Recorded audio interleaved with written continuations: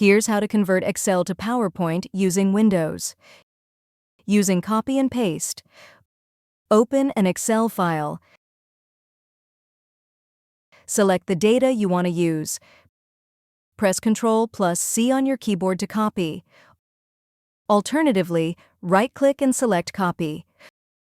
Open your Microsoft PowerPoint presentation. Press Ctrl+V on your keyboard to paste. Alternatively, right-click where you want it to display and paste. For more paste options, click the Home tab and click the arrow next to the paste icon. Edit the Excel data on the slide using the Object tool. Open your PowerPoint file. Click Insert. Select Object. Select Create from File. Click Browse. Select your Excel file. Use the pop-up File Explorer to find and select your file. Click OK.